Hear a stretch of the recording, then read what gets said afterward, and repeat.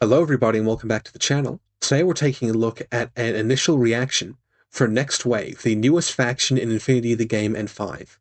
We can see on the slide here a couple of the more exciting sculpts in what is shaping up to be a really exciting faction that has very unique mechanics, aesthetics, and I think it's going to be a real draw for a lot of people into Infinity as a game. Now, a bit of a disclaimer before we start. I'm not a Combined Army player. I've never played any Combined Army. I've never really been interested in Combined Army. So I'm not going to have I'm not going to have a great perspective on Next Wave in a Combined Army sense. Um, yeah, I don't know. Just not a Combined Army guy. So look, take what I say with a grain of salt. It is a new faction, which is good, but I'm not Combined Army pilled, I suppose. So, what defines Next Wave? They've got pretty incredible technology and gear, even on their most basic of line troops. You've got a lot of equipment like mines and EM weapons, useful EM weapons, and things like +1 burst contenders that are really impressive pieces of tech, as well as things like pitchers, which you'd expect from a high-tech army. Uh, and it's hard to describe in that it's very good technology, but it's technology that's sort of configured in a way that's very unique and very effective. They've got very unique profiles, sort of in the new Cyberplug models, as well as just general configurations of some of the newer stuff. You're even seeing kind of like very advanced units like cliff jumpers being best in class in terms of drop troops, and also very unique mechanics. There's a widespread amount of techno-organic, which is quite new, a decent amount of tech recovery, which is new, and then also the cyber plugs, which are really, really great. And they've got a real focus on their fire teams. They get 2 Harises, which is really nice, and they've also got a big focus on Fireteam Master with some very high-quality irregulars. And I think they've probably got there's like the fire teams they can make, they're just massive. I think there's like 6 or 7 different fire teams in the faction, but they've got extremely limited vision control. They've got 1 unit with smoke and 1 unit with a disco baller, and they're both over 30 points and both heavy infantry, which can have its own challenges. And they've got very few cheap orders. In the faction as a whole, you've got 3 units who are under 10 points who give you orders, and out of that, only 1 of them is a regular order. So in the faction, you have 1 regular order that's costing you less than 10 points, and it's a real constraint. You really do feel it when you're list building. And last up, even though these high quality irregulars are high quality, they are still irregulars. And if you're not taking Fireteam Masters, who are, somewhat expensive characters, that's going to really put strain on your list, and also put strain on you where you're sort of wanting to take your sub 10 point irregulars, but when you start adding more irregulars in the mix, and maybe 1 or 2 off the table troops, you start to really feel the squeeze. But without further ado, let's hop in Army and check them out. Alright everybody, and here we are in Infinity Army Builder 7 with the new wave fire teams chart. So this is where we're really going to see that strength in terms of fire teams come out, both in the amount of fire teams you have, how malleable they are, in terms of very easy duos, very nice Harise teams, and also amount of fire teams. You're getting 2 Harise teams, which in N5, where the duo bonus is the biggest deal, the Harise team is still really nice to give those dice to units who maybe don't have a keyword, which some units really appreciate in faction. Now, the first team we've got up here is the Team Achilles Fire Team that can duo Harise or Core, and importantly, can't wildcard. So you need Achilles to form this team, and then essentially you've got a lot of the characters here. Now we'll get to Achilles when we get to him, but I don't think you necessarily want to strap many of these characters to him. Maybe choose her as an ARO piece, or as an active gun just to get him up the field a bit. Maybe Patroclus to provide him smoke. I think most likely you're really looking at Pandora, just to, 1, get a bonus die for Achilles when he's shooting, 2, give Pandora +1 die pitchers, and also just add in that, nice hacking defense. Drakios is probably a little bit too expensive, and we'll sort of get to Drakios, but he's expensive and there's a bit of overlap. And then Kodali and the Rain Dancer. with not having that bonus die there, doesn't really feel great.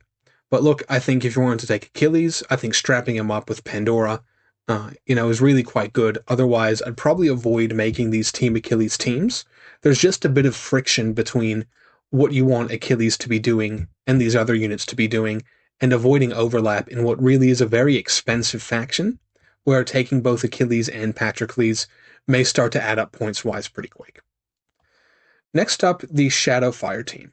So there are sort of 3 character-themed fire teams aside from the Achilles Fire Team here, which is the Shadow Fire Team, the Research Fire Team, and the Dragon Fire Teams. So each of these fire teams can be formed, or in the case of the Research Team and the Dragon Team, must be formed with their character, who then has a Fire Team Master skill, and can generally form pretty nice links from that. So the first one we have here is Patroclus FTO, and he's Fire Team Master with Rain Dancers, which is quite nice. So you've got Patroclus, and you can either duo, Haris, or core. I think this is going to be a pretty common duo and Haris team you're going to put together. Again, we'll get to Patroclus later, but he's one of 2 sources of vision control in the faction, but he is a very reliable source of vision control, as we'll see a bit later on. So there's a few great ways to do this.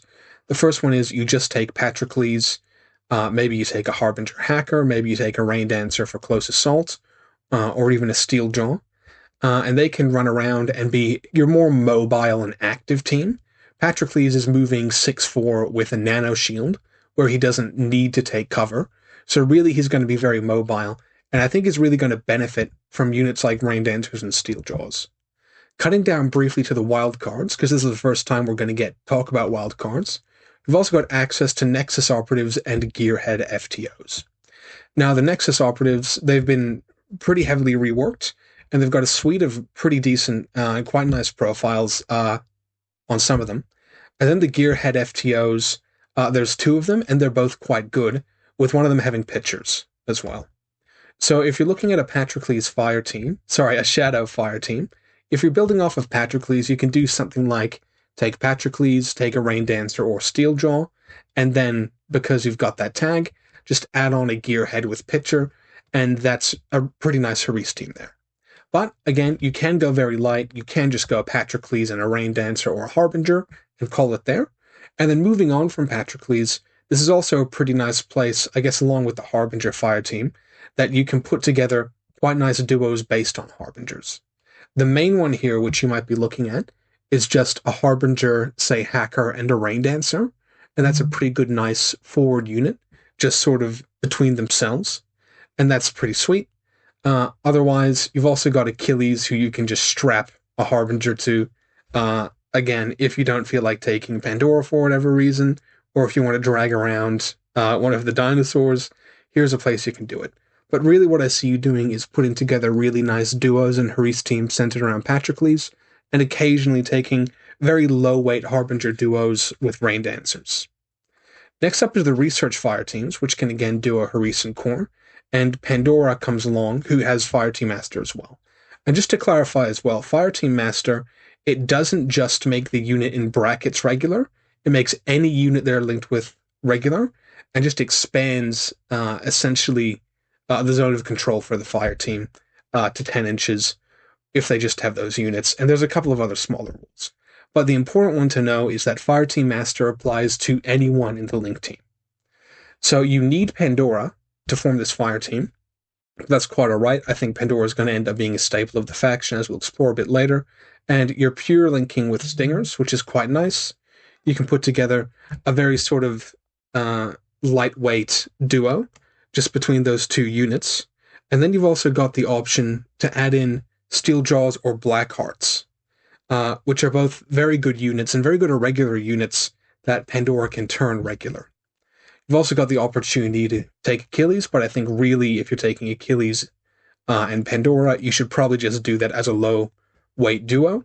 Or you can then add in something like a Wraith, but I think that's a unit you're not really going to see too much in these teams. So next up, Harbinger Fire Teams. This is your main line infantry team, formed off of a Harbinger.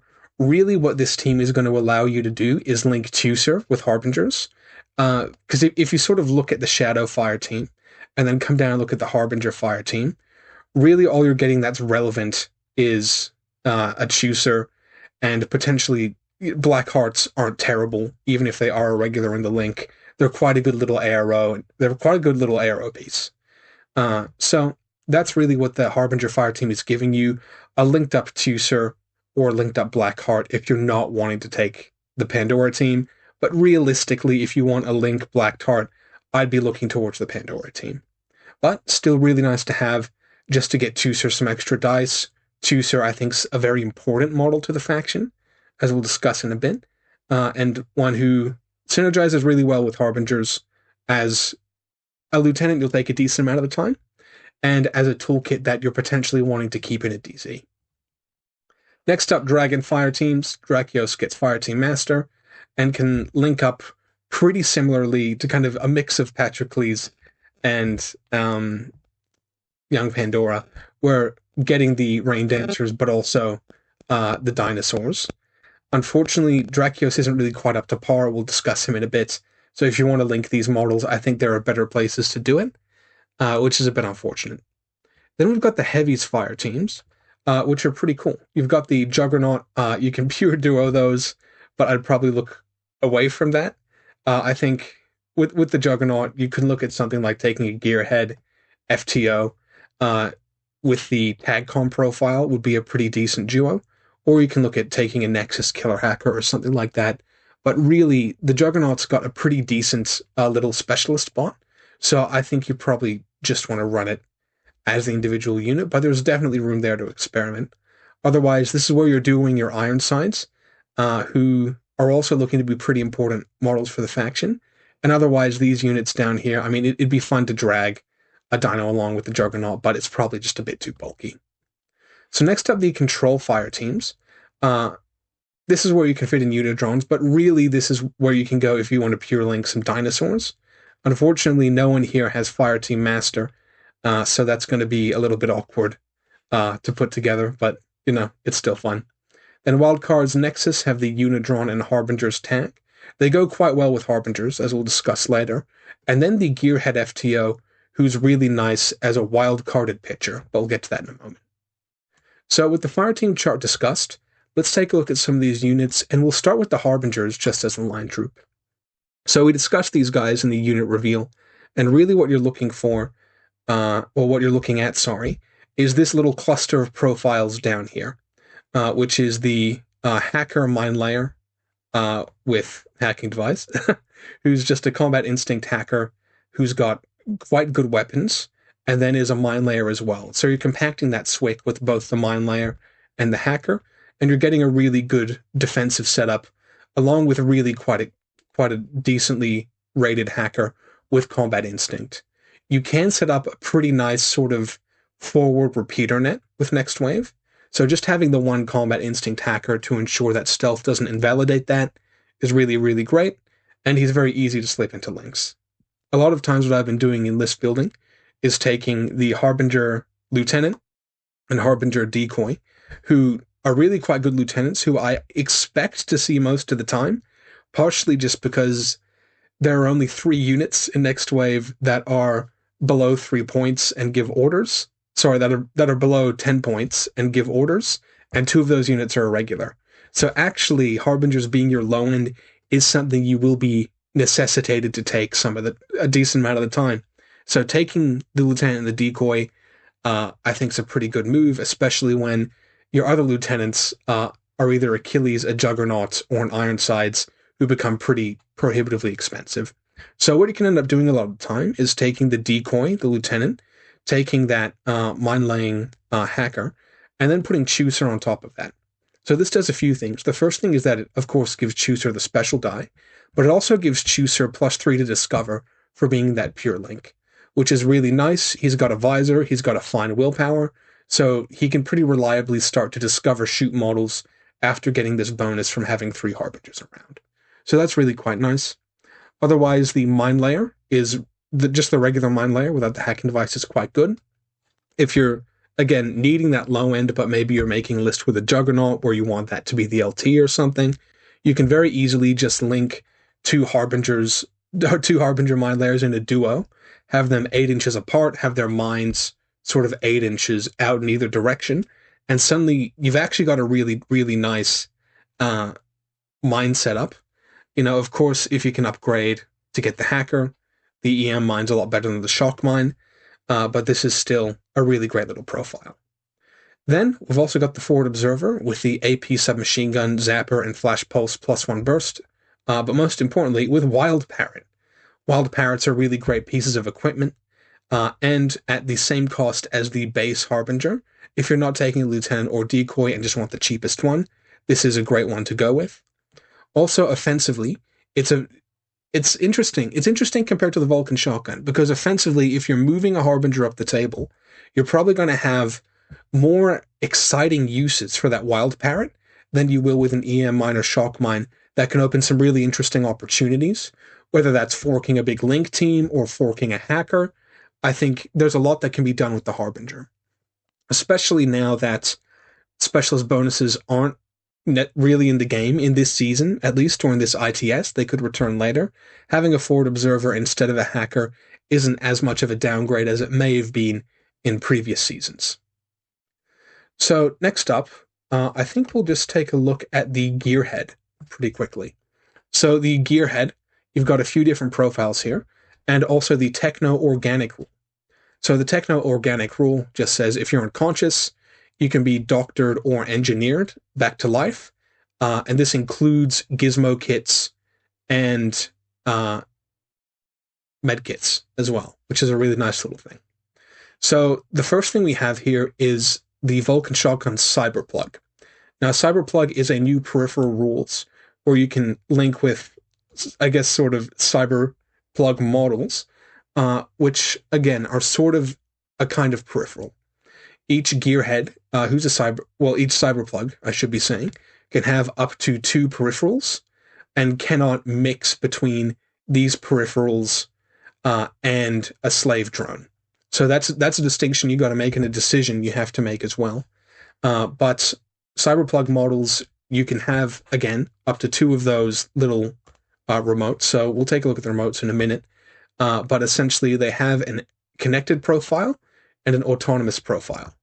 The Gearhead, when you spend an order on it, you can either choose to spend an order on the Gearhead itself or one of these peripherals, and you can have one connected at a time, essentially.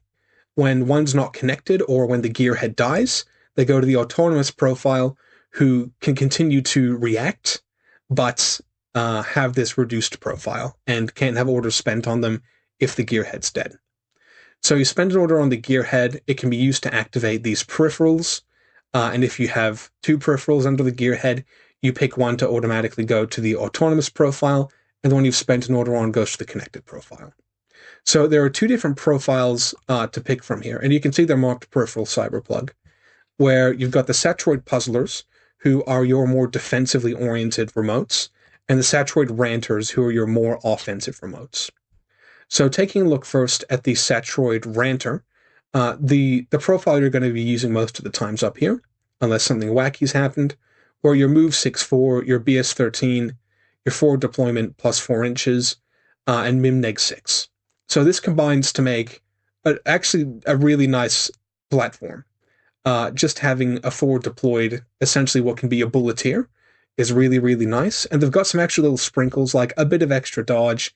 Hacking them's a little more annoying than you'd think. But one thing that's very important to point out is that these guys are not remote presence. This comes up where they don't have 2 states of unconsciousness, and where you can't re-roll to get them back up, which is a bit of a shame. But they've got an okay fizz. So, a few profiles here. The first one is the Submachine Gun Thunderbolt Boarding Pistol, and this is a very nice defensive profile. If you can set this guy up just as a heckling shot with a Thunderbolt, putting neg-6 mimetism down, that's really quite good with BS-13. Alternatively, if they're getting close, you've got that submachine gun or that boarding pistol. But where I think this profile really shines is if you're able to put enhanced reaction on it, where you're getting burst 2, and suddenly that Thunderbolt, that submachine gun, that boarding pistol becomes a much, much bigger deal. It's also important to say as well that as peripherals, when these guys go down, you're not losing an order either.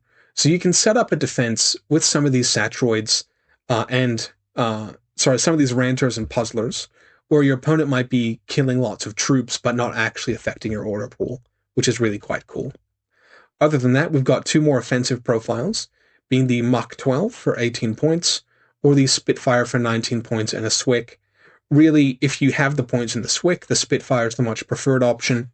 Just, again, the jump from Burst 3 to Burst 4 is really significant, but I think the Mach 12 is completely fine and will still get the good job done. Having forward deployment, again, is quite nice. They're remotes, so you can also put marksmanship and other support wear on them. And for a very cheap buy-in that's not costing you orders when they die, I really like them. Next up, the Puzzlers, who are the more clearly defensively oriented units. These guys only have Mim-Neg 3, but are move 8-2, which is pretty nuts, still BS-12, which is quite good, and Arm 3. And of course, these guys have Arm 3 as well, which really isn't anything to sniff at. Arm 3 is quite good. They've got Infiltration, Phys equals 12. Really, I'd probably just look at putting them on the center line.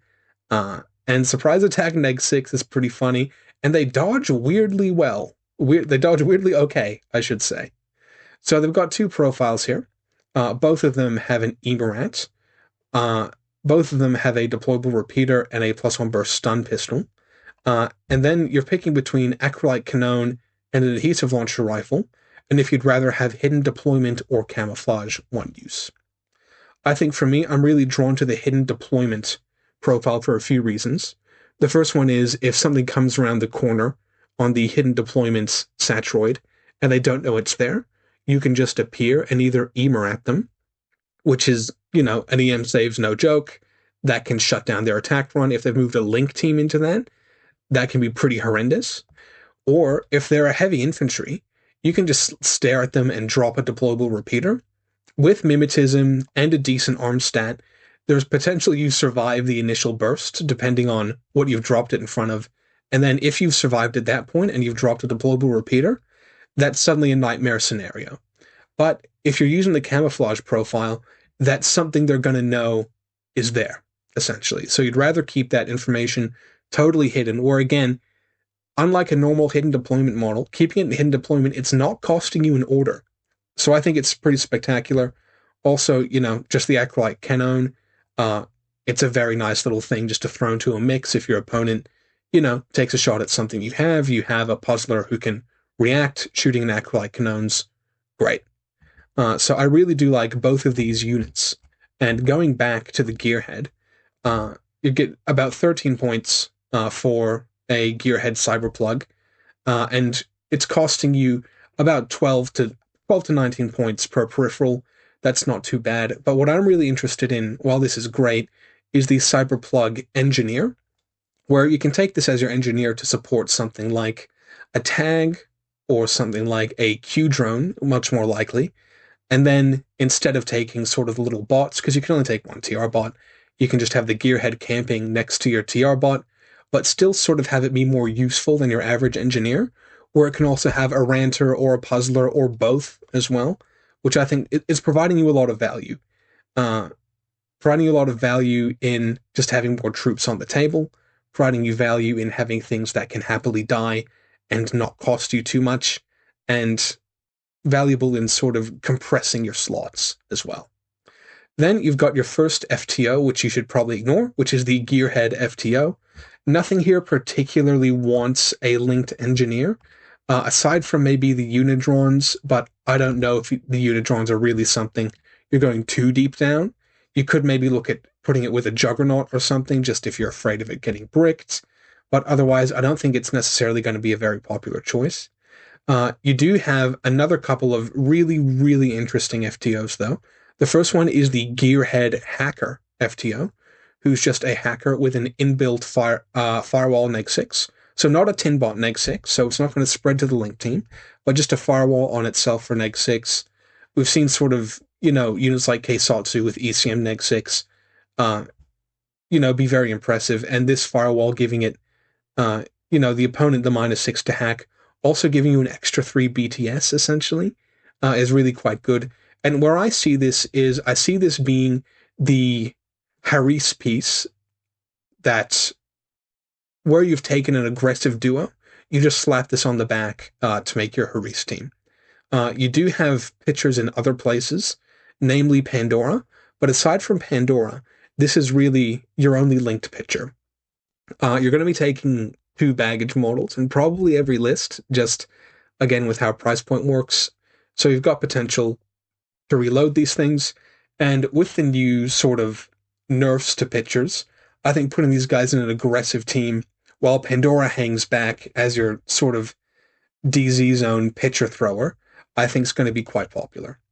Then finally, we've got the Gearhead FTO with Tagcom, who's also just happens to be a Vulcan shotgun with a mine-laying cybermine. So if you're taking a Tagcom, it's a very if you're taking a tag, it's a very nice model to put in.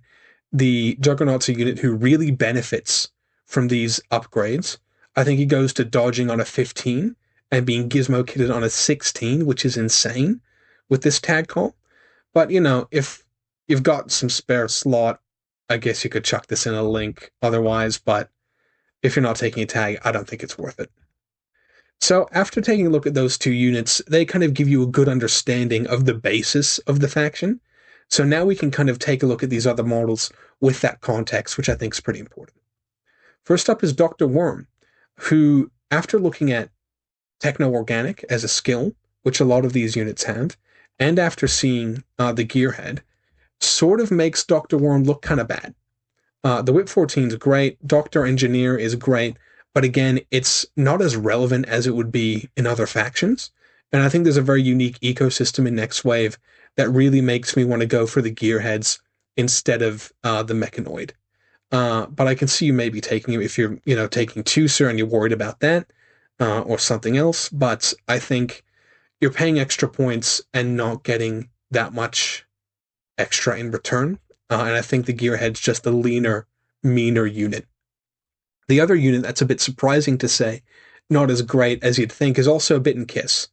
Now, the profile that's really popular for Bit and Kiss is, of course, that double pitcher profile, where both, have that profile. But in this one, you're just getting the Kiss repeater, not the Kiss with pitcher. So again, with having access to those linked pitchers and with how pitchers have been nerfed recently, just a 1-die pitcher that's neg 3 at 24, it's just not good enough. She's a fine killer hacker, but she just gets edged out by other killer hackers in the faction. She's good for slot compression, but that's probably about it. And really, in Next Wave, your primary limitation is points. It's not slots. You're not so much a Hack Islam army, so that's not necessarily something most lists are going to need. So unfortunately, I don't think you're taking Bit very often. Cube Jaegers, I'm not spending any time on these jokers. You've got one of the best drop troops in the game who's coming up later. You should never run a Cube Jaeger, I'm sorry. Glyph Warcores. This is one of your cheap units you're going to see in, I'd say, most of your lists. Just being 4 points. Again, it's one of your 3 units under 10 points. You're going to take these as a point of necessity. Really, you'd much rather, I think, just have the 3-point Warcore compared to the 4-point Warcore, where that 1 point is going to do more for you. It's a similar story with the Satya, where it's, again, one of your other sub 10-point units. You're going to see it quite a bit just for that reason. So next up, we've got Stingers. So just going back to the Fireteam's chart, these are the ones who pure link with Pandora in the research team. So they're somewhat important to at least keep in mind. Now, they're pretty good, just light infantry shooters. BS 13 with BS attack, neg 3, mimetism, and NCO. You don't have a ton of NCO in the faction, and if you're not taking in active LT, this is a great place to spend your NCO. Also got Warhorse, which is quite nice. We've seen a huge proliferation of BS attack neg 3 in the sort of the last 2 waves of updates, where Warhorse, I think, will become a sought-after skill instead of just something that's nice on top. So what do Stingers do for you? Really, they're your active light guns. So a few profiles here. The first one, and I'd say the outlier and the one you'll probably never see, is the killer hacking device. This is just because if you're taking a Stinger in a link, you're also taking Pandora just because you have to, and having two hackers in a link is always awkward. And I don't think, Pandora could leave that link and leave sort of a duo of these guys behind, but she wants the pitcher die and da da da da da. It just becomes too complicated. So we've then got a few different bits and bobs. The multi-rifle, again, it's not a unit you need in this team. We're really looking at this from the perspective of, you have Pandora, how can we get her a special die that's adding something to your list? And for that, I think you're really looking at these two profiles here, the HMG and MSV2 multi-marksman rifle. Now, the base multi-marksman rifle, it's fine, but I think for 0.5 SWIC and a few more points, the MSV2 profile is really worth it. If you're not taking Tucer, you really don't have any MSV or meaningful MSV anywhere else. So having it as a profile is really nice. It also incentivizes you to move up the table a bit to get Pandora into those better pitcher bands now that they've been reduced. And you do have access to good smoke. Smoke shooting is something you can do, and start putting something at neg 12 with BS attack, mimetism, and then neg 6 for smoke. Pretty hilarious, but we'll just have to see how much you can fit in a list. And yeah, look, if you're not taking Chooser, I think it's something to consider. The other one here that maybe draws the eye more is the HMG at 1 SWIC and 30 points. Now, you don't have a ton of long-range guns that impress in New Wave. You've got the HMG Stinger, you've got Tucer, you've got Patrocles, you've got Ironsides, but these are all units who are somewhat expensive. And really, if you compare this to a unit like, say, a Kamau HMG, you're paying, a pretty penny for the 30-point Stinger, which is fine. I think it's a unit that essentially just excels where it is in the ecosystem. Just being able to take this HMG, which is something you sort of, really do like. And again, these are good mods. Mimetism's really good. BS attack's pretty decent. There's not a ton of ARO pieces that have Warhorse. So I think it's a great little piece just to strap these two together. But, buyer beware, 30 points, and, going to the multi-marksman rifle, 29 points respectively. It's not the cheapest thing in the world. But that's okay. This is not a faction that has the cheapest stuff in the world. So we'll just have to live with that. But I do quite like the Stingers. I like the Stingers quite a lot. Next up, Rain Dancers. So these guys, when I did my initial review, I thought these guys were going to be some of your main gunfighters, just on the back of having essentially the really good contender profile. Now, I think where you're really going to see these guys is in the Patrocles Shadow teams, either as little backup guns with maybe the contender, but I think really more where you maybe thought you would see them in the role of just having the light shotgun or submachine gun profile as close assault to run up with Patrocles, who again is shaping up to be, one of your assault gunners, or this really interesting mine layer profile.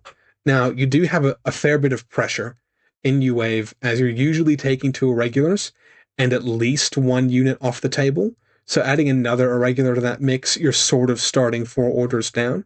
But it is a model who can use their own irregular really well, and makes a really good reserve drop either on active or on defense.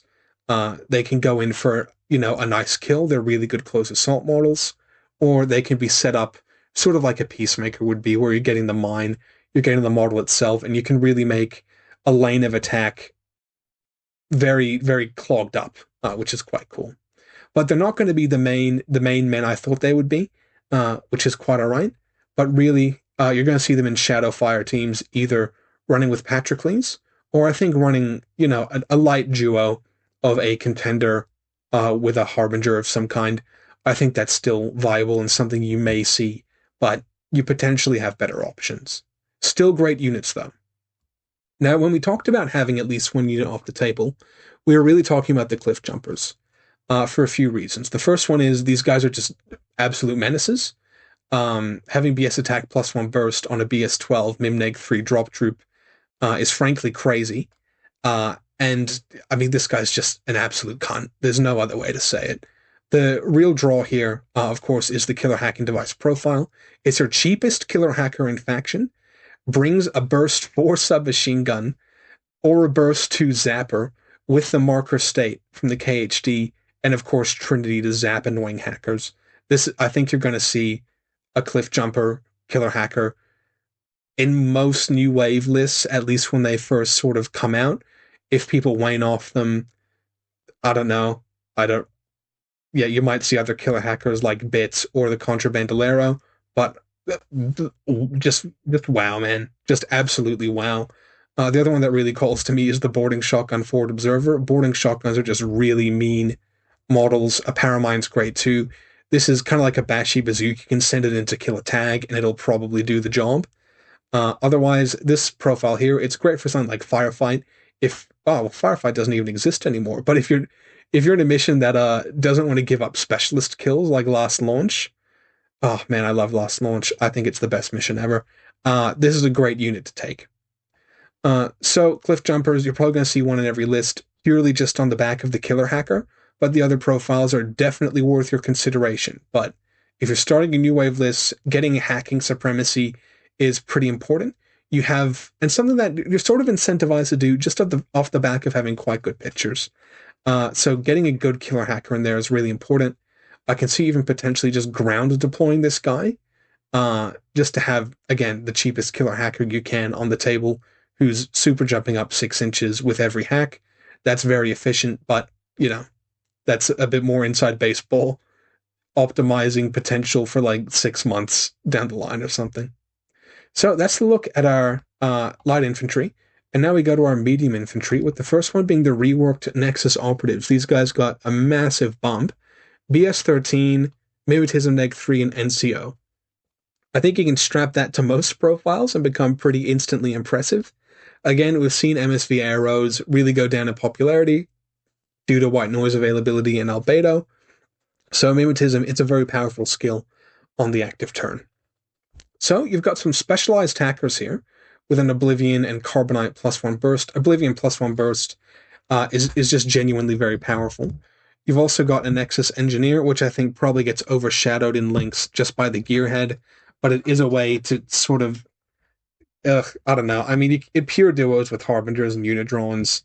I guess maybe if you're going for Unidrones, the Engineer's nice because you get that purity bonus just on a duo.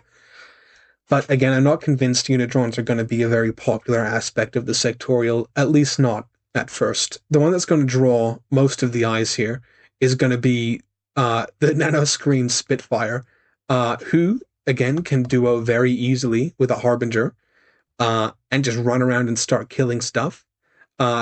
Really, I think this sort of overshadows, well, not overshadows, I think this is an option instead of the Rain Dancer as a gun that puts less friction in your list, just because of how that irregular order works within a fire team. But again, look, these guys are just Vita 1.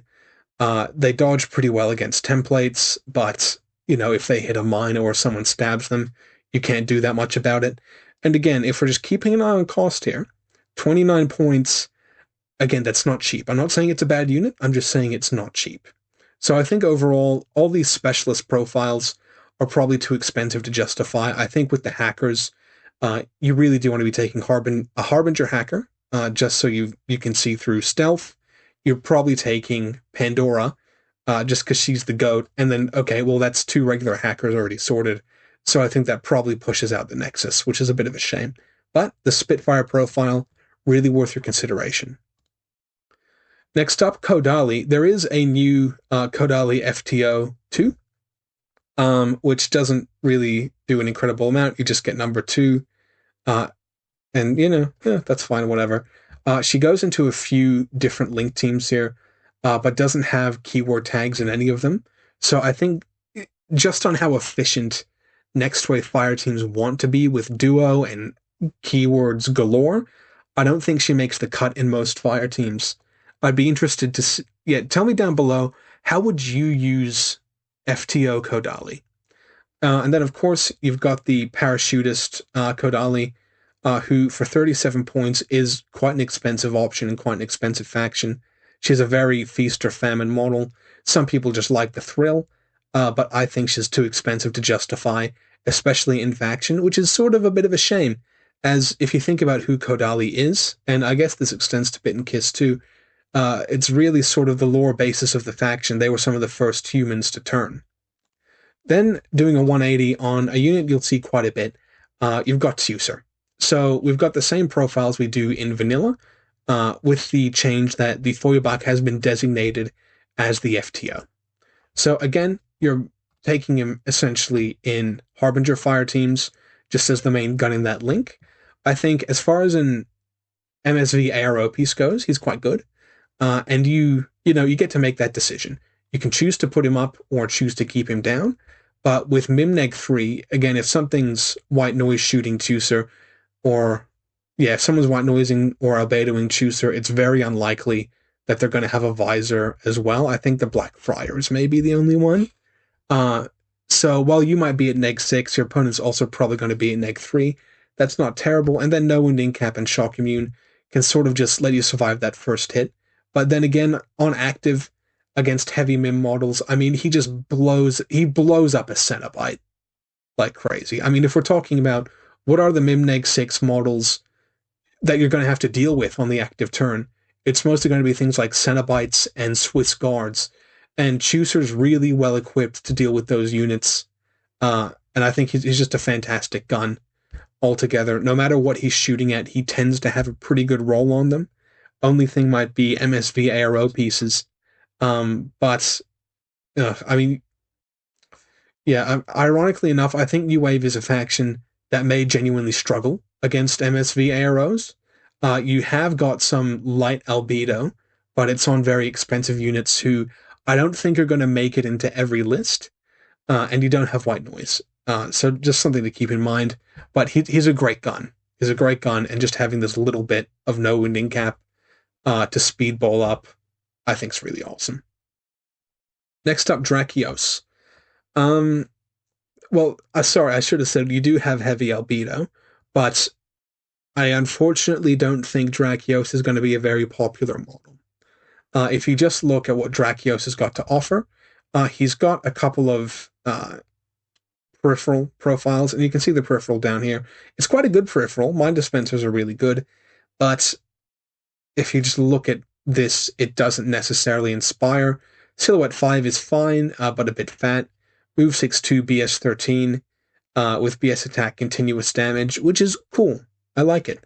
But the weapons, a Red Fury, you can sometimes just get really unlucky with a Red Fury. If you're shooting someone in cover, if they've got armor 0, they've still got a 50-50 chance to pass the save, and it only gets worse from there. I like the Mach 12. I'd probably consider the Mach 12 if I was going to take any of Drakios' options. But again, 3 dice, you're going to go up to 4, but that can let you down as well. And you've got other things in this range band that are potentially going to do that job better. So I'm not incredibly high on Drakios. If I were to run him, I'd probably run him with, I'd say 1 or 2 Rain Dancers. 1 or 2 Rain Dancers, or a Rain Dancer and a Steeljaw, or a Rain Dancer and a Pitcher from a Gearhead FTO. But I think when we get further into this faction, you've just got models that are so much more important to what you want to do in faction. Patrocles is going to be really important just in terms of getting that smoke down, and we'll get to him in a moment. But Patrocles is going to be really important for getting smoke down, and then Pandora is really important just for your hacking and your pitcher network and that sort of thing. So I unfortunately think Drakios just gets pushed out, which is a bit of a shame. He does have a niche in being kind of the only character out of these that's not hackable, but I don't know. I just think he's in an unfortunate place.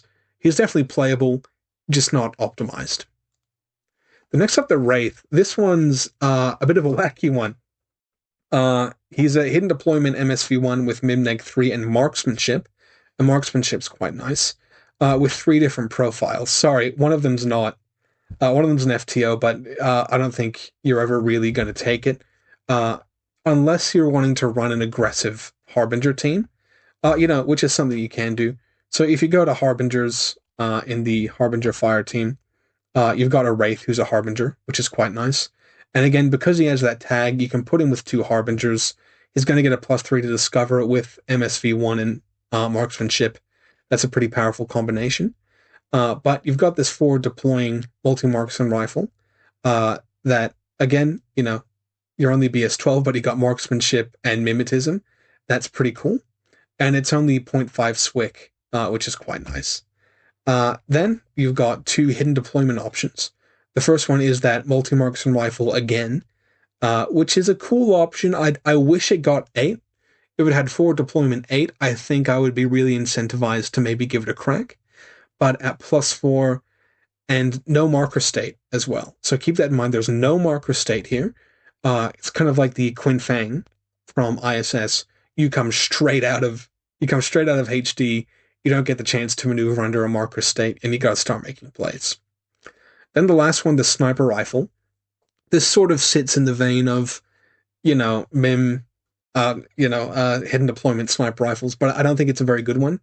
The marksmanship is sort of useless, where most of the time you're catching your opponent in the open anyway. And then Mimneg 3 instead of Mimneg 6 like you'd expect, or as is typical on profiles like this, it's just going to make you easier to hit, and I don't think that BS12 is going to carry you very well. So I really don't think you're going to see either of the hidden deploying profiles, but I think there may be a place for the multi-marksman rifle in a Harbinger's link. But again, that's a big maybe. What is nice, though, is that it's a nice cheap duo to put together. Taking a Harbinger hacker and a Wraith, that's pretty low weight. But I don't know. I think it's just difficult when I think you do have pressure to be spending your points on longer range guns. And then I don't know. It's very difficult in an environment where you're really wanting to take like Pandora and stingers or dinosaurs to give hurling bonuses.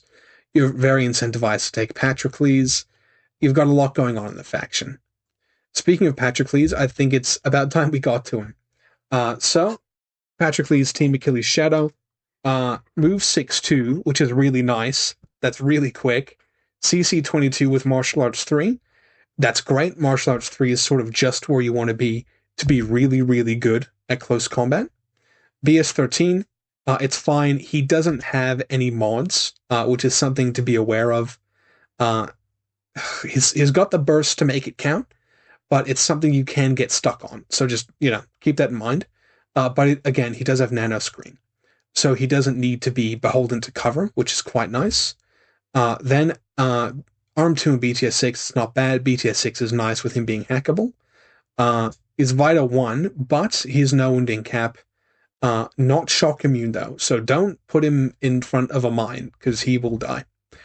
Specialist Operative and Stealth. Stealth is really nice. And then Frenzy.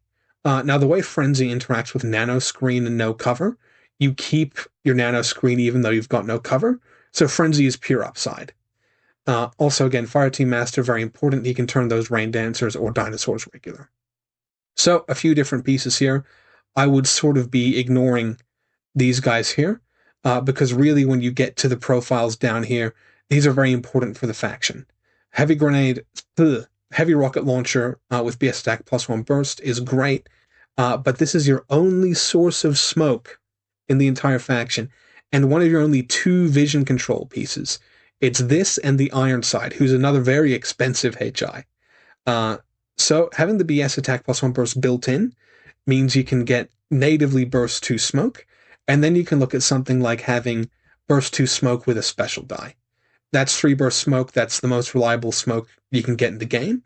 And it also lets you set up very interesting smoke corridor plays as well, where you can put one of your dice and the special die sort of beyond 8 inches and one die within 8 inches, and potentially get a smoke corridor down very, very easily that way. Now, there's 2 profiles here. There's the BS Attack +1 Burst that costs you 31 points, 1.5 SWIC. Or for 5 more points and 0.5 less SWIC, you've got your Chain of Command, who's really quite good. Now, with your Chain of Command, you're sort of comparing this mainly to Pandora, who we skipped over before, where we'll sort of circle back to her in a second. But you're comparing her mainly to Pandora, where on Pandora your Chain of Command is costing you 5 points over the base profile. And that's the same with Patroclus, but you're getting a bit of a Swick discount, which is quite nice. You've also got these multi-marksman rifle profiles with smoke grenades. I think it's a fine profile to take. I just think that you've got, if you want to take a multi-marksman rifle, you've got other places to take them, and really having such reliable smoke and a longer range gun is quite nice to have. So Patroclus, I really like him. I think you're going to see him quite a bit. Now, having seen Patroclus, let's zap quickly back to Pandora and have a look at Pandora. So BS12 pitchers, that's pretty good. Even if you're shooting them at a neg3 range band, you're still looking at something close to 70%, which is quite good. Whip 14, great with a hacking device with upgrade 0 pain. This really makes her pretty good at resisting enemy hacking attempts, where 0 pain gives you burst 2 in ARO and puts your opponent at neg 3. So usually you're going to be neg 3, and your opponent triniting you is going to be back down to flats from +3, and no wounding cap, also means that you can fuck up once or twice, which is really valuable with how Trinity kind of interacts with, 0 pain and such. She's also got the dodge -6, and on a pretty okay Fizz 12, putting your opponent at -6, it's not bad at all. Then going down to the profiles, so, sorry, the point I'm really trying to hammer home here is that she is more resilient than you'd think.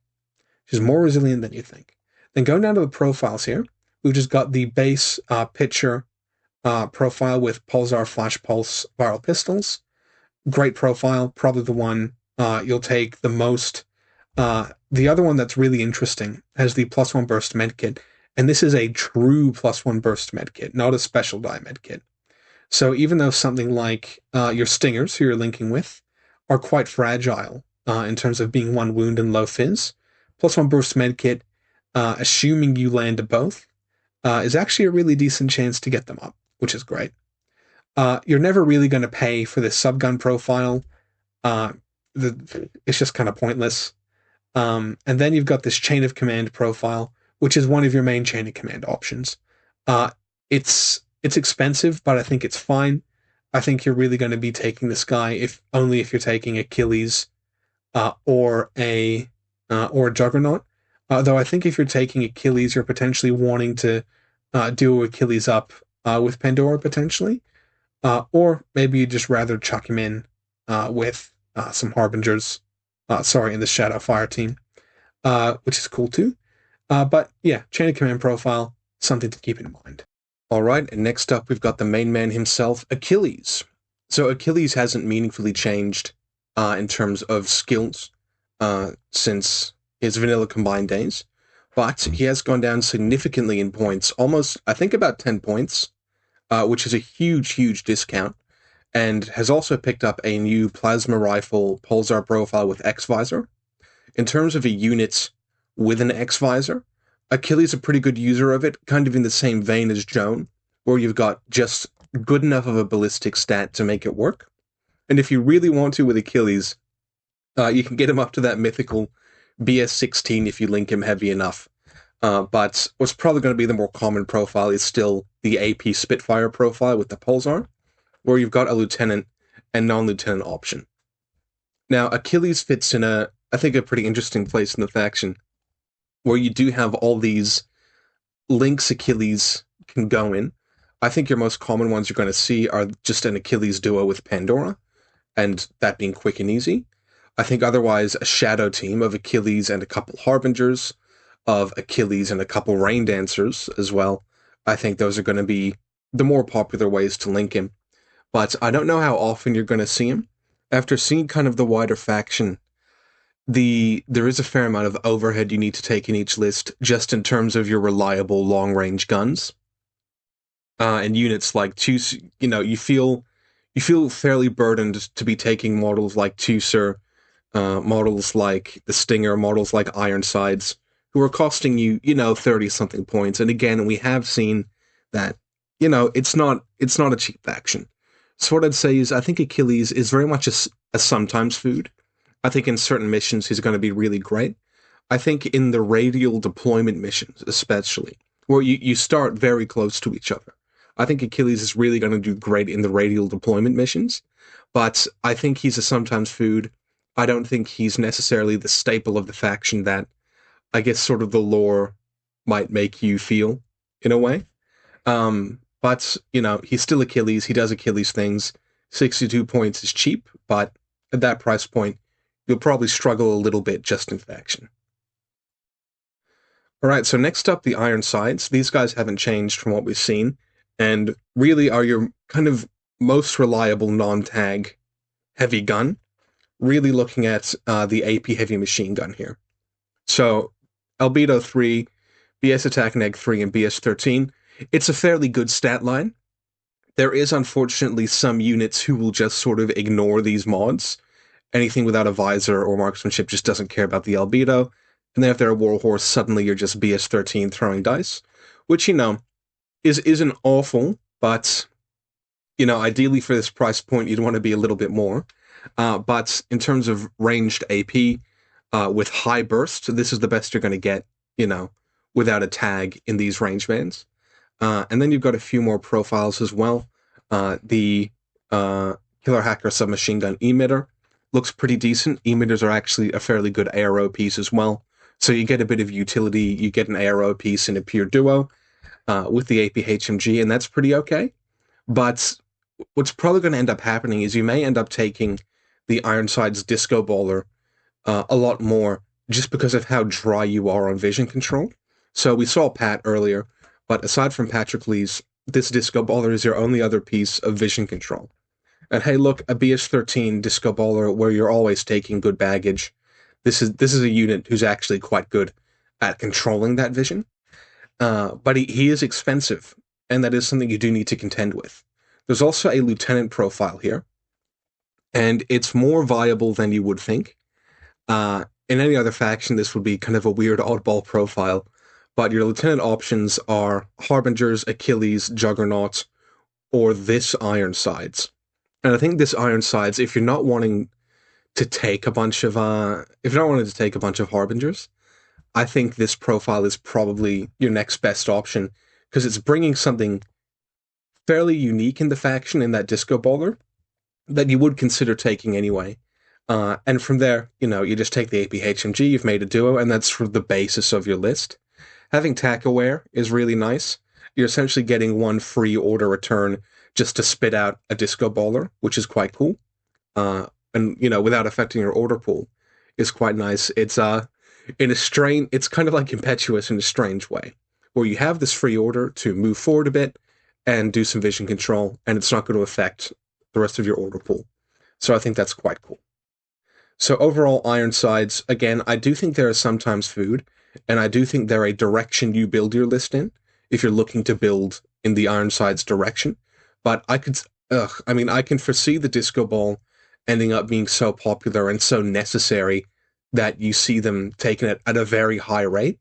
But I think from my perspective, I think Patrocles is going to at least start off being the most popular in terms of vision control in faction. But if people start waking up to MSV AROs actually being pretty decent against Next Wave, I think then you might see the Disco Baller start to pop up a lot more. But it'll be interesting to see what people preference as the meta develops in and around Next Wave. All right, next up we got Kazuraba Ruby Monday, the most porn star sounding name in Infinity. This is a heavy infantry character Sacha.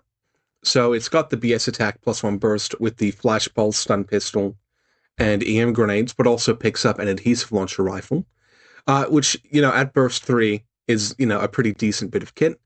Specialist operative, dodge +3, immunity to immobilization by hacking, which is really nice. And then techno-organic, and climbing plus, importantly. So at move 6-2, this is essentially a quick Sacha, with a couple wounds, but at 19 points and still being a regular, I don't think it's worth it.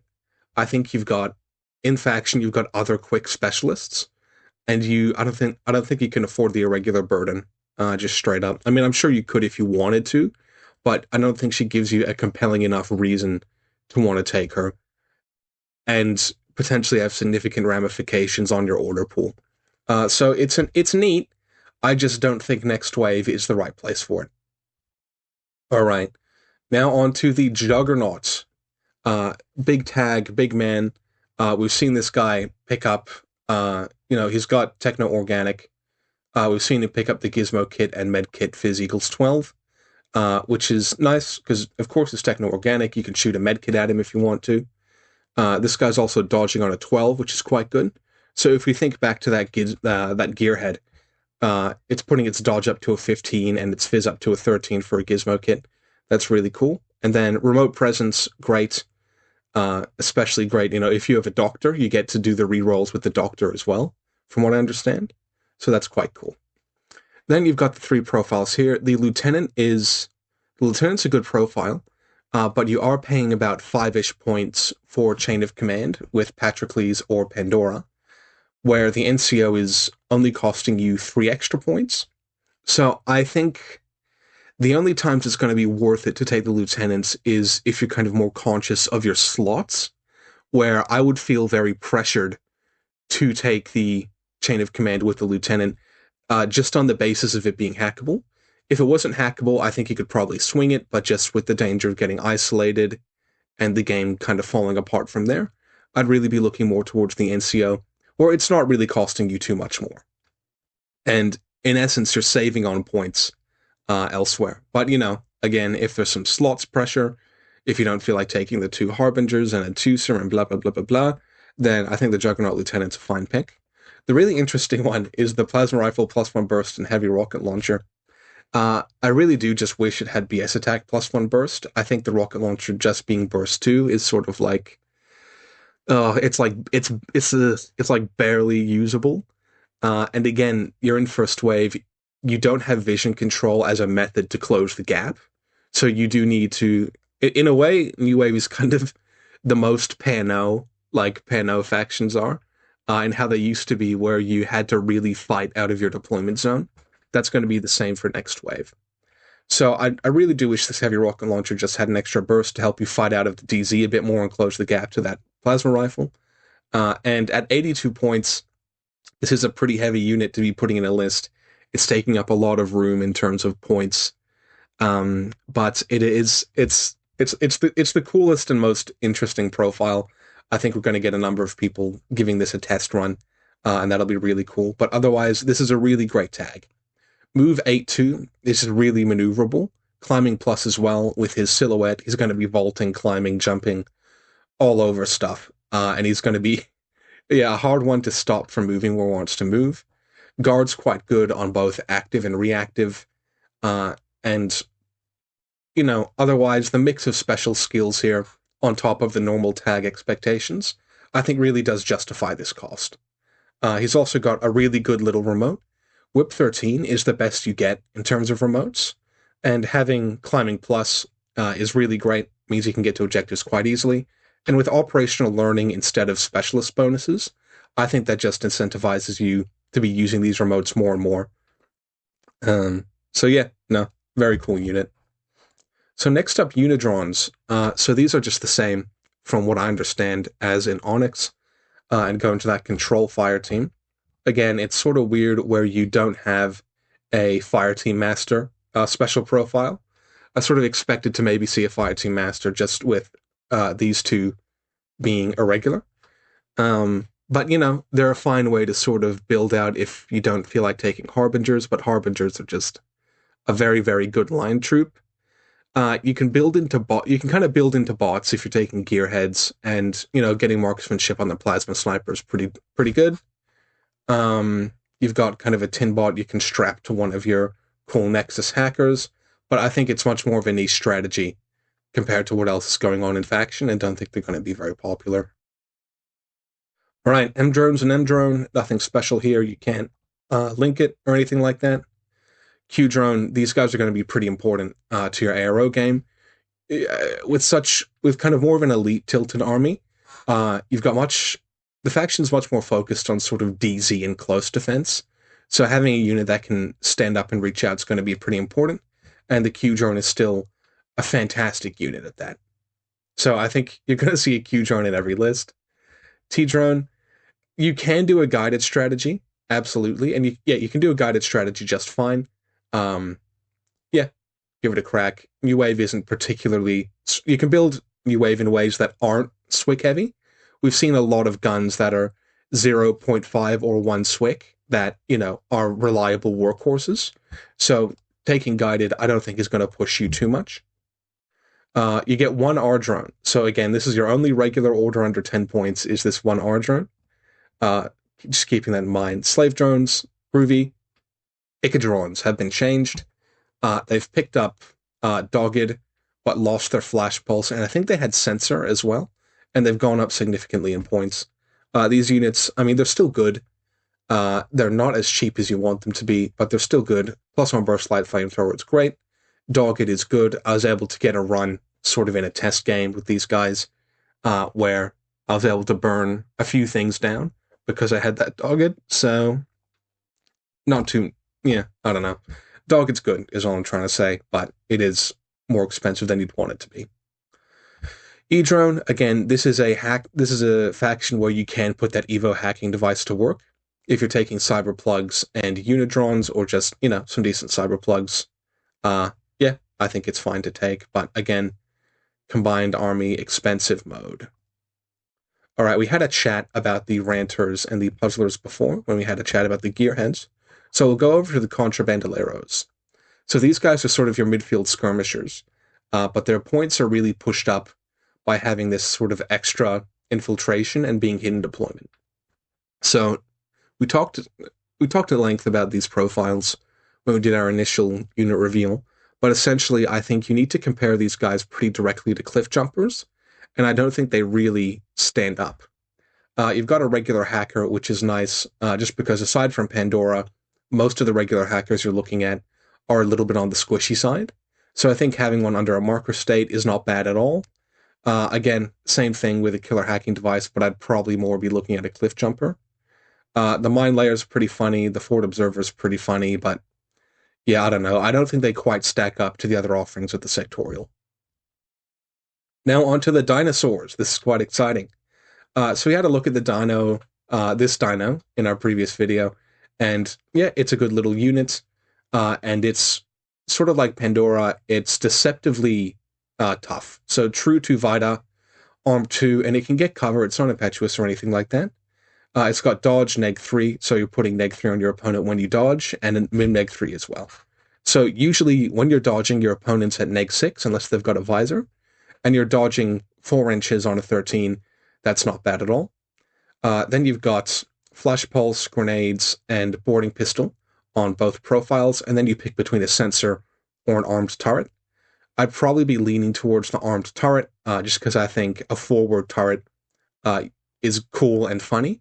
And in a lot of these missions, you can use it in very clever ways, but a sensor is a nice tool to have as well. These guys, you're really going to be seeing them mostly in the research fire team, just where Pandora can make them regular. But you could also see them also in the Steeljaw fire teams, where I think you're sort of picking between the Steeljaws and Rain Dancers in terms of what you want to be putting in your opponent's grill. I think both are good choices. The Steeljaw is definitely the tougher choice. And yeah, look, an AP pass 4 viral CC weapon, that's pretty brutal. Next up, the Blackhearts, who have been sort of the big surprise out of all this. At least for me, I didn't expect this to be the way these guys would go, where they're actually really good guns. So they're BS-13 with Mimetism Neg 3, and again, that true 2 wounds, and they're keeping cover. They've got Techno-Organic, as do the other dinos, and sort of keep that dodge bonus. Now, on top of that, a little Discover bonus is nice. But remembering this true BS attack +1 burst, remembering, hey, look, we're going to put this in a link with Pandora, and take, say 2 of these guys. Let's take a look at what they've got to offer.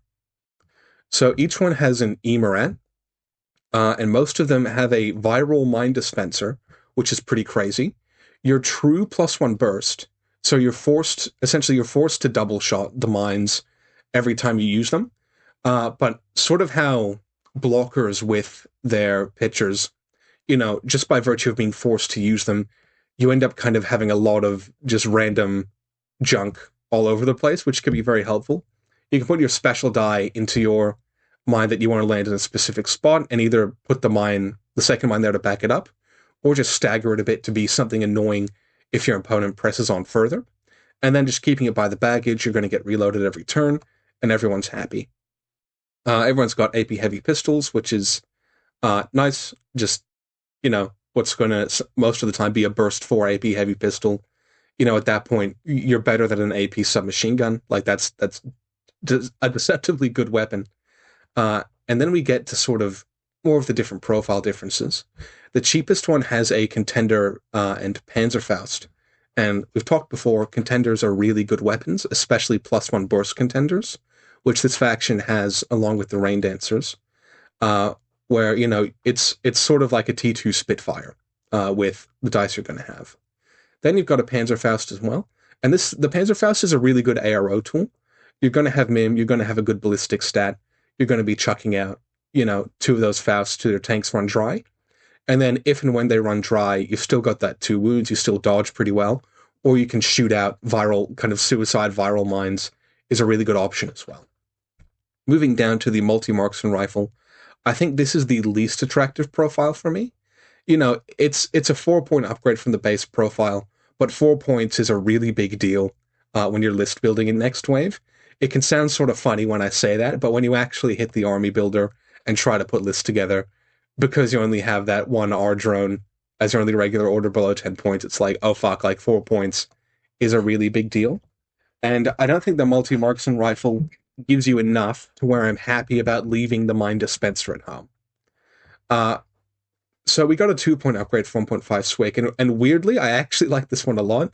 It's a plasma carbine keeping sort of the other kit, where depending on what else you've got in this link, let's say you've taken Pandora and you're taking 2 black cards, because you need to take 2 in order to get that bonus there. They don't have a key. They don't have like a Jurassic Park keyword, which would have been cool. But probably don't have that on purpose. Say you're taking the contender and the plasma carbine, having that plasma carbine just as the weapon you switch to when you're getting very close, I think's really, really good. A lot of the times, just newer players, but also just sometimes you're forced to, by the table, you're forced to bunch up a bit, and you sort of think as you get closer to DZ, oh look, I'm less likely for something to go bad here. I just kind of have to do it. I'll just clump some dudes together, and then boom, Tech Dragon Plasma just evaporates your whole link. The final profile here is a Thunderbolt AP EM Carbine Panzerfaust.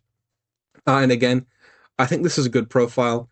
In my mind, it's a little bit difficult where for this price point, I'd probably rather take a Stinger and have that be an easier one to link up. But I don't think it's a bad profile at all. I really like EM Carbines. An AP Thunderbolt, it's just fine. And a Panzerfaust is still going to do the job. But again, I'm really interested in these viral mine dispensers. Anyone who's played with or against mine dispensers knows how annoying they are. And I think a viral mine is a good mine. So really like the Tech Dragons. I think you're going to see a lot of people experimenting with the dinosaurs pretty early on, and that's quite exciting.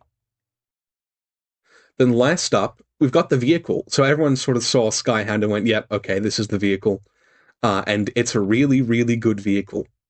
So starting off, you are Ballistics 14, Arm 4, which is sort of on the higher side of armor for vehicles. BTS 6 and Structure 2.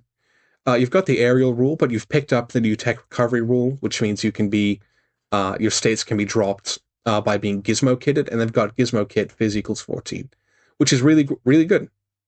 You've got Discover plus 6, which is cool. You've got Mimetism neg 6, which, you really need, and then a dodge minus 3.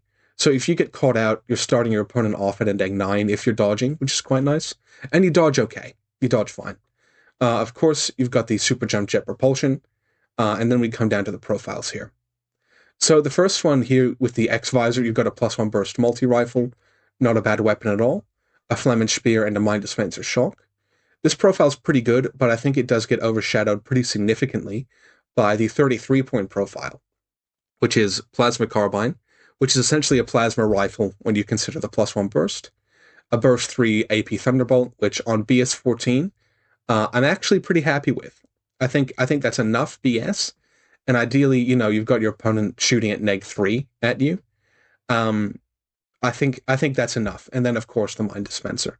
So I really really like the Skyhound. I think it's a really good vehicle, and sort of in a pattern of the Skyhound and the Rain Dancer. I think that these units do kind of an Achilles impression pretty well for half the points.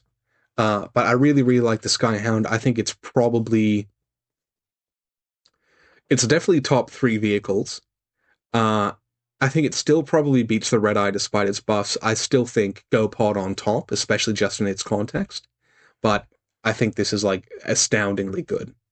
So let's take a look at some lists. Here we are with a couple of example lists for next wave. Our first list here on the left, the Super Friends, we're using a lot of the links surrounding the characters from New Wave. So we're taking a Cliff Jumper, just because it's something I think you need to have. It's the best killer hacker in faction, and I think you do need to have a good killer hacker in your New Wave lists. Our first link here, we've got that link I discussed earlier with Tucer and 3 Harbingers. Tucer, just a very solid gun, both actively and reactively if you so choose. Has the Harbinger Hacker Mind Layer, just to get that Combat Instinct hacker, and the Mind Laying with the EM Mind's really nice to stop a run on your DZ. Then just a Harbinger and a Decoy as the cheap Lieutenant option. We don't really feel like taking anything more expensive in this list, so we're pretty happy with that. Tucer's getting his bonus die and a +3 to Discover, which is pretty handy. Then just a Q drone to help us out on the ARO side of things, as really aside from potentially Tucer, there's not a whole lot of hard AROs in the list. So having the Q drone here to fend off rushes from the opponent's really nice, and you'll see we have an engineer to support him later on. Then we've got a Haris of Patrocles BS attack +1 burst with his heavy rocket launcher, Pulsar, and very importantly, his smoke grenades, our vision control for this list. He's in a Haris team with a Rain Dancer FTO BS attack +1 burst. So he's going to be throwing down 4 light shotguns, 3 grenades, and 2 true chain rifles, which is really, really cool. And then rounding that out to make that a Haris team is the Gearhead Hacker with Combi Rifle, Zapper, and Pitcher. So this Patrocles team is really going to be our main forward assault team who's sort of breaching through. Patrocles, as we discussed before, is very mobile and resilient enough to make it work. And the Rain Dancer, with making kind of that pure duo bonus in there, really nicely complements what we want to do with the link transitioning into a frontal assault. The Gearheads there, even though Patrocles is a specialist, the Gearhead being a hacker is still nice, just to hack things along the way, protect the link team a little bit, as Patrocles is hackable, but most importantly, shoot those pitchers as the link team advances. With the new pitcher changes and with the Gearhead not having a high ballistic skill, it being able to get in those zero range bands to land pitchers where we want them is going to be very important. Then group 2, we've got a pure duo of a Stinger HMG with a Pandora hacker, and this is just a very lightweight research team, just putting down some heavy fire along with the Tucer team from the deployment zone, covering for Patrocles and friends to move up. Then we've just got 2 Icadrons, just as cheap orders, we need them, a Glyph Warcore, and a Gearhead Cyberplug Engineer, who's going to be supporting the Q drone, but also brings that cheeky Puzzler, who's going to give us another defensive element, stopping our opponent from rushing us, or even going forward and doing something cheeky if he has to. So in this list, we've fit together the Patrocles Haris team with the Shadow team. We've got the Research Fire team with Pandora, and then the Harbingers Fire team headed up by Tucer. So a nice little sort of Super Friends list to get you playing with some of those characters and playing with some of those special fire teams that can be put together. Then the other group over here on the right is a Juggernaut list, where you can see in group 2, we've chosen to take the Juggernaut Lieutenant, essentially because we didn't want to end up taking the Harbinger LTs. Just didn't quite fit with what we were wanting to do. So instead of taking Harbinger LTs and the Juggernaut NCO, we're instead just taking the Juggernaut Lieutenant. So we've got the Juggernaut Lieutenant, an Ichadron light flamethrower.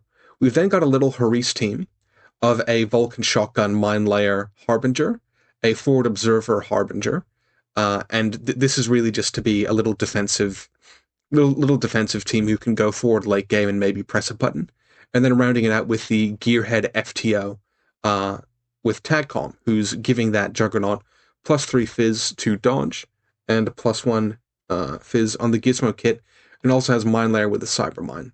So this little team's going to protect your Juggernaut in the DZ really well, and potentially go forward late game to press a button, and that'll be groovy. So then, sort of supporting that Juggernaut in Group 1, we've got the Cliff Jumper for the same reason we had the Cliff Jumper before, a Gearhead with a Slave Drone to support the Q Drone and the Juggernaut. We've got a Stinger MSV2 multi-marksman rifle, just because we weren't able to fit a Chooser into this list, and really the only thing that the Juggernaut's going to find annoying is something with heavy mim, so we're just covering that weakness there. Then Pandora Chain of Command with a pitcher, and I really wanted to get a dinosaur in one of these lists, so we've got the Steeljaw with Sensor, who can either protect the team as they sort of move up into that good firing position with the multi-marksman rifle, or then kind of mount an offensive once it's been delivered a bit up the table on turn 2 or turn 3. Glyph Warpore and an Ichadron, we've got an Ichadron in each group, just means that we can get some movement and light flaming if we need to, and then rounding it out with an R-Drone. So those are a couple good lists to sort of start and calibrate your experience with, depending on the kind of next wave you want to play. But now we'll move on to our bonus battle report, where you'll get to see the kind of next wave I want to play, which is focused very heavily on Cyberplug. So this list, it was really made to test Cyberplug. I don't think, you want to necessarily be taking 2 Cyberplugs in most lists. I think 1 Cyberplug is probably sufficient, but I just really wanted to test them and see how they went. So Group 1, we've got just a Gearhead Cyberplug, non-engineer. We've got a Puzzler with hidden deployment and a Ranter Spitfire. So the Puzzler, of course, is going to be a nice little defensive element and do some offensive action if it has to. And the Puzzler just being that BS-13 Bulleteer, really solid gun. Glyph Warcore, a Q-Drone, and then that same Chooser team, where it's just Chooser and 2 Harbingers, so just the very light version, where you're just getting your LTs down, you're getting a bonus down Chooser, no one's particularly, flying to the moon there. 2 Ichadrons and a Cliff Jumper Killer Hacker. Then Group 2, we've got an R-Drone, a Stinger heavy machine gun duo with Pandora, a second Gearhead Cyberplug with Ranter SMG Thunderbolt boarding pistol, and a second Puzzler, an E-Drone combi rifle, and a Satcha. Now, if I was to play this list again, I think I would definitely put the Evo Hacker into Group 1, and maybe put one of the Ichadrons into Group 2. But otherwise, it was a really fun list. So the Cyberplug units are meant to really be a mix between defensive elements and forward strike pieces. We've got the 2 Puzzlers who are really on that defensive end.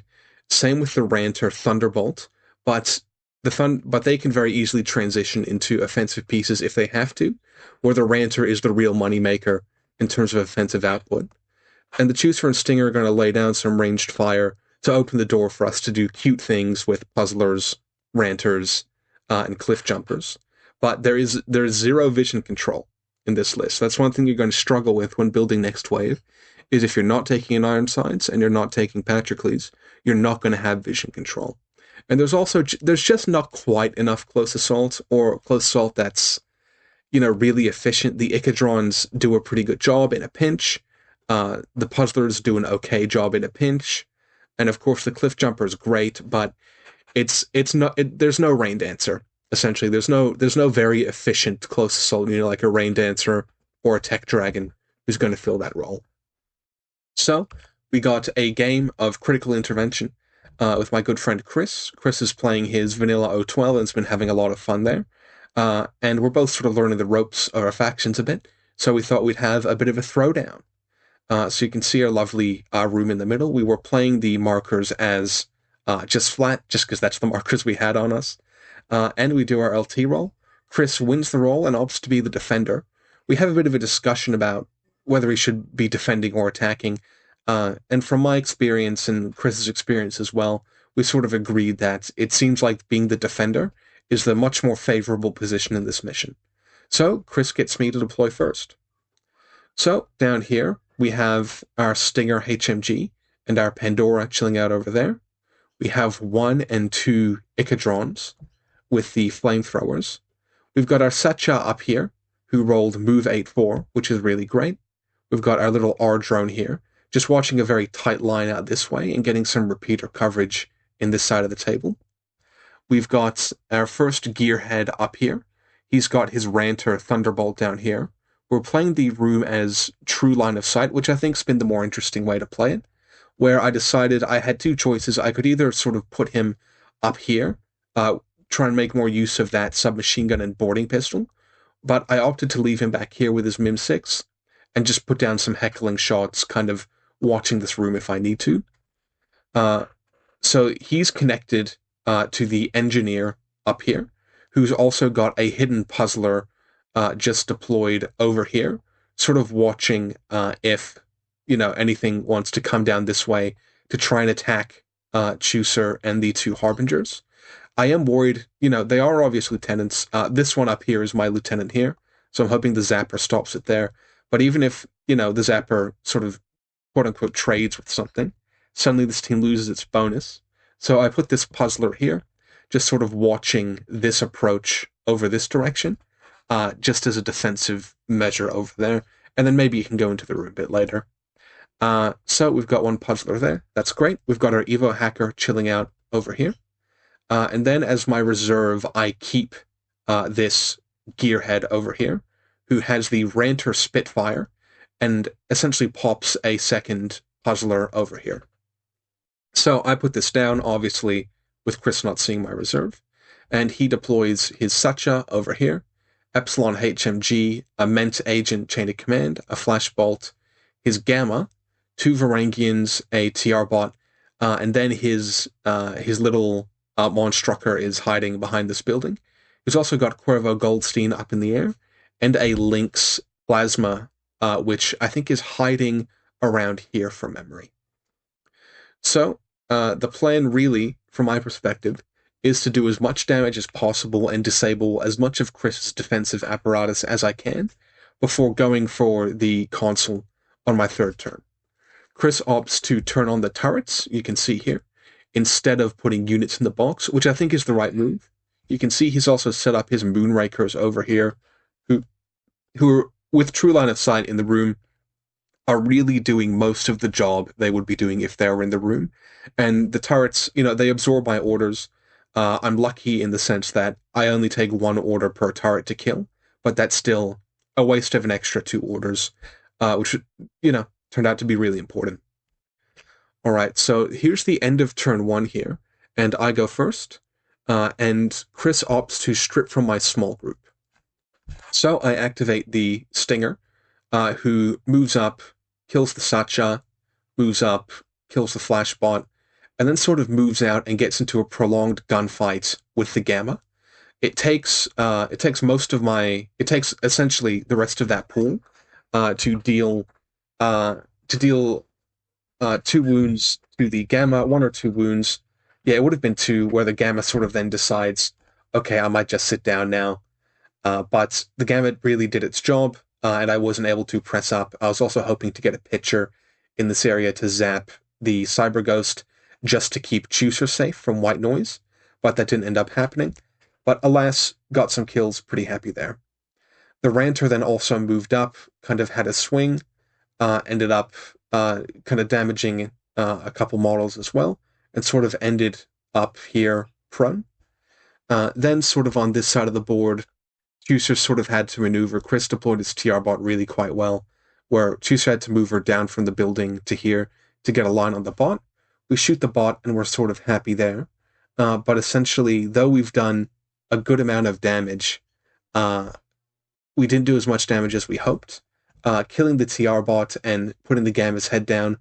Sorry, not the TR bot, the Flash bot. Well, and the TR bot, I suppose. It took more time than I would have liked. And ideally, I was hoping to land Cliff Jumper here, zap the Cyber Ghost, and then jump up behind the Gamma and finish it off.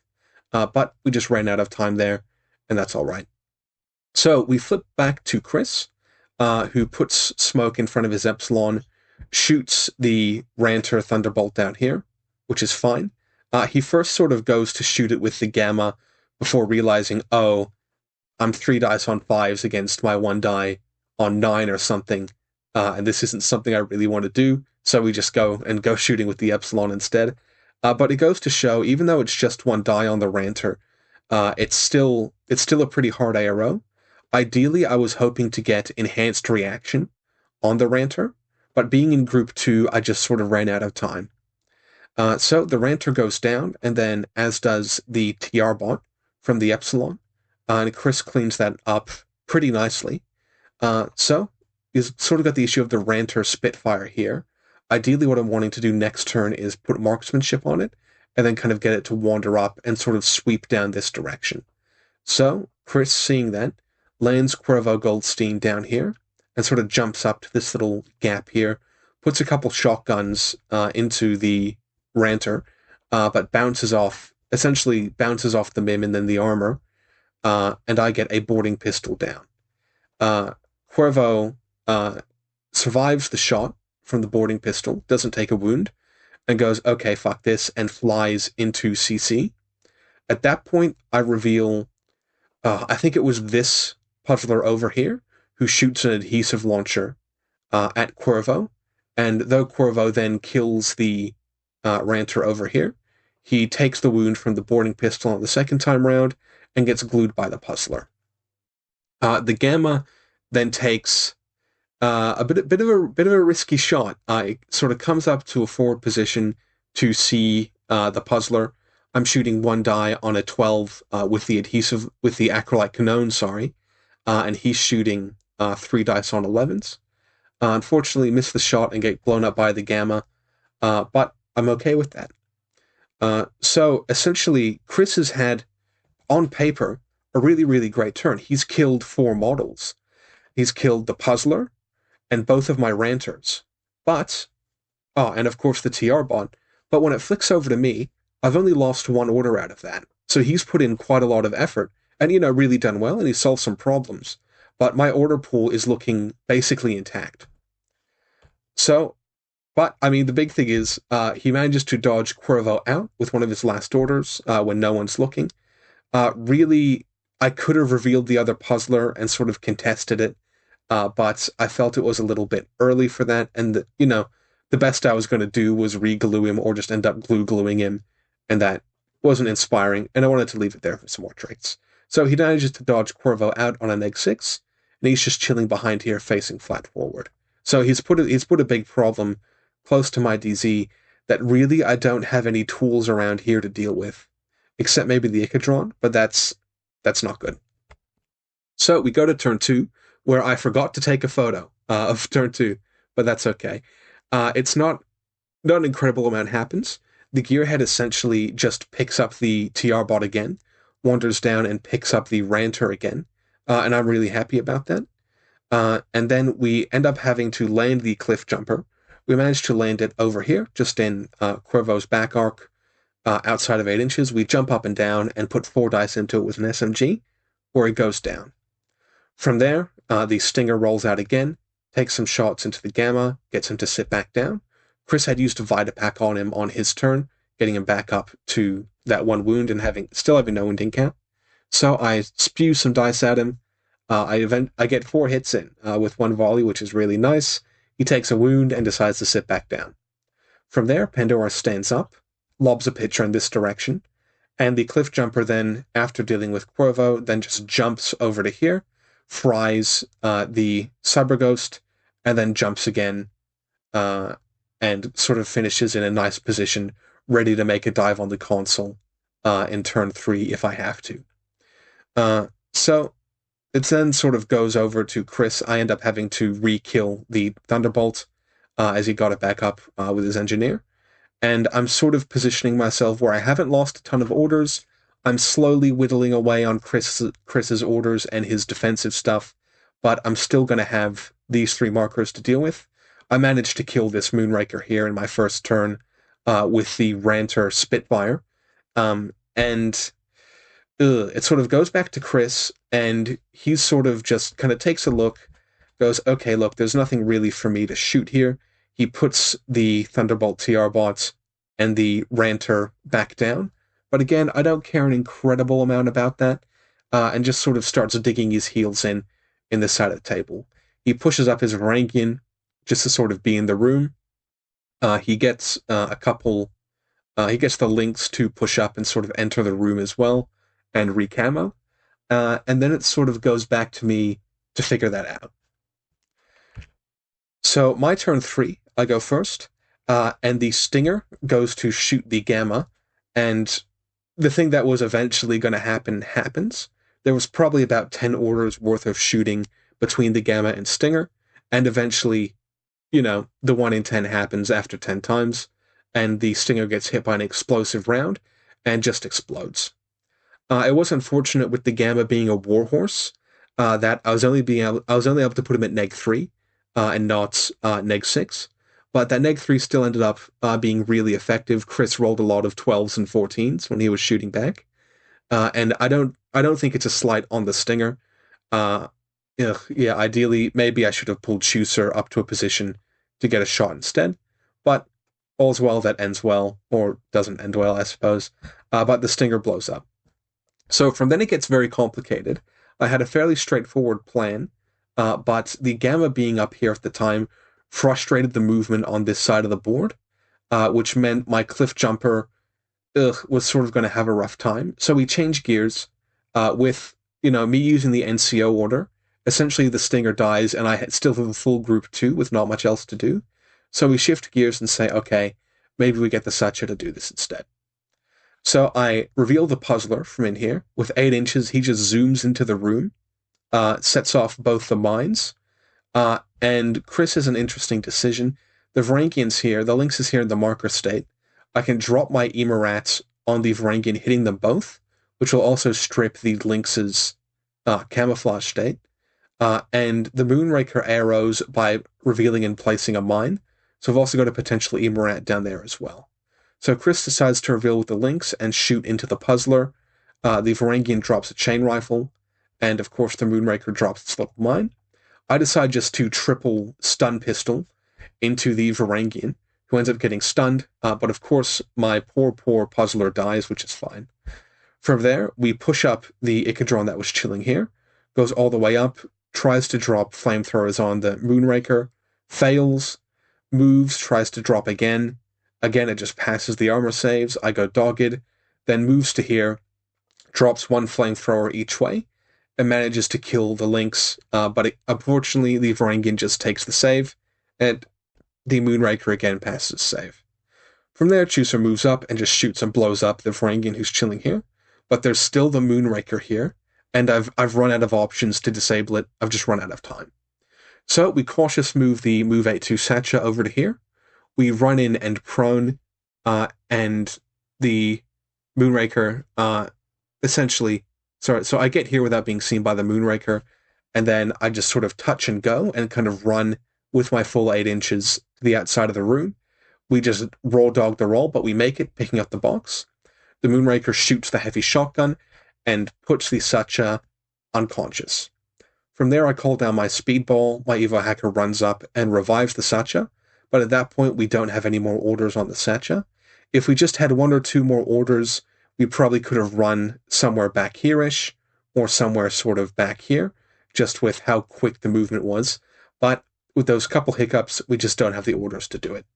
So Chris goes, he's able to run his Gamma down this way, swing out, blow up the Satcha, who was at that point hiding behind there, and then just walk into the room. I could carbonite him, but that's not really going to do much. So the final score ends up being 6-5 to Chris. I did manage to get my classified of combat support during the game. So essentially, I get 2 points for extracting the data console. I also got 2 points for doing a sufficient amount of killing, and then my classified. And then on Chris's end, he successfully killed the model who extracted the data packet. He also was able to score the room at the end of the game. And then I think he did... Yeah, he did... I forget where the other 2 points came from. but he did. I don't think it was as classified. I think he got some defender scoring. He stopped me because I never touched this button. He stopped me from extracting it there. So really great game and a really great place to test some of the new profiles. So sort of looking back at the list, I really did like the puzzler and ranters.